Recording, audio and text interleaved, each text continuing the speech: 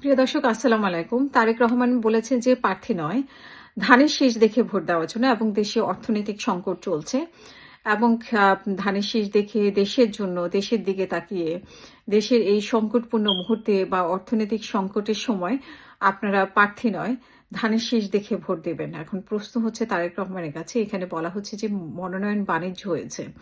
যারা ত্যাগী নেতা, যারা এই ১৫ বছর রাস্তায় ছিল, জেল জুলুমের শিকার হয়েছে এবং যাদের আর্থিক সামর্থ্য নেই যে আপনা থেকে মনোনয়ন কিনে নেবে, তাদেরকে আপনি না দিয়ে আপনারা যারা আর্থিকভাবে মানে আপনাদেরকে খুশি করতে পেরেছে, তাদের হাতে আপনারা মনোনয়ন তুলে দিয়েছেন। এমন অনেক অভিযোগ আছে অনেক জায়গা থেকে।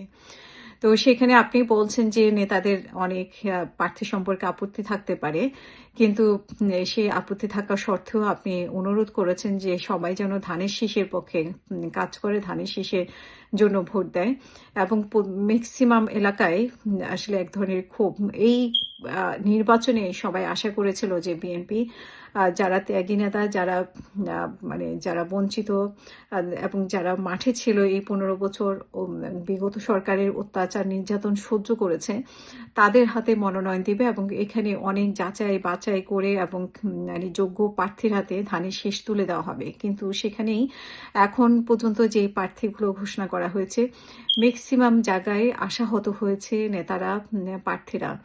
কারণ যাদের আর্থিক সামর্থ্য নেই, যারা ত্যাগী ছিলেন, আবার অনেকেই আছে যে আর্থিক সামর্থ্য আছে, ত্যাগীও, কিন্তু তারা পয়সা দিয়ে নমিনেশন কিনবে না।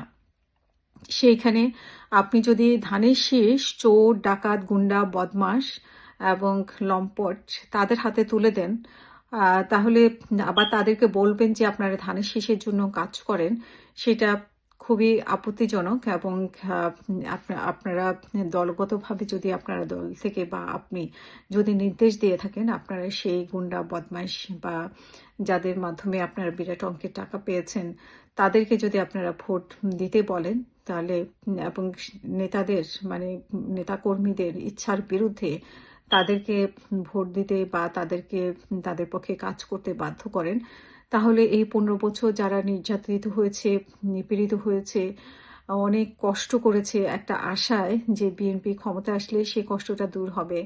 ৫ই আগস্টের পরে তারা স্বপ্ন দেখেছিল নতুন একটা বাংলাদেশের, তারা তো আশাহত হবে এবং তাদের সেই মন ভেঙে যাবে যে ১৫ বছর ধরে যেটার অপেক্ষায় ছিল। তো তারেক রহমান, আপনি কি বোঝেন মানে এগুলো? এবং আপনার মানে আমার এই ভিডিও নিয়েও হয়তো অনেকে বকাবকি করবে, বিএনপির লোকজন এসে বকাবকি করবে। এবং আমি আগেও বলেছি যে আপনার আশেপাশের লোকজন ব্যবসা বাণিজ্য করে আপনাকে দিয়ে। হয়তোবা আপনি জানেন না, হয়তোবা আপনি জানেন।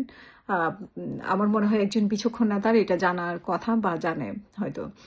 এবং মনোনয়নের ব্যাপারে ভারতের পছন্দ, তারপরে হচ্ছে যে টাকা পয়সার লেনদেন, সেটা তো সেন্ট্রাল কমিটি থেকেও করা হয়েছে, যারা মনোনয়নে প্রার্থীরা যাচাই করেছে। তো সেই ক্ষেত্রে আসলে আমাদের সবারই সাবধান হতে হবে। যারা নেতাকর্মীদের জন্য আসলে আমার খারাপ লাগে, কারণ যেহেতু আমি অনেকদিন থেকে টক শো করি, তাদের অবস্থান আমি জানি, তারা বিএনপির কাছে কি ধরনের আশা করছে। তবে বিএনপিতে যেমন ত্যাগী নেতা আছে, ভালো নেতা আছে, তেমনি চাঁদাবাজও আছে। ঠিক আছে?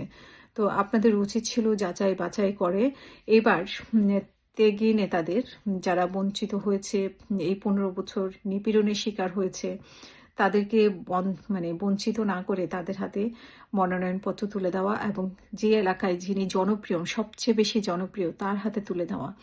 এবার বাণিজ্য না করলেও হতো। এখন বাণিজ্য করার পরে যদি আপনারা বলেন যে ধানের শীষে আপনারা ভোট দেন, তাহলে ধানের শীষ দেখে আপনারা কাজ করেন, প্রার্থী দেখে নয়।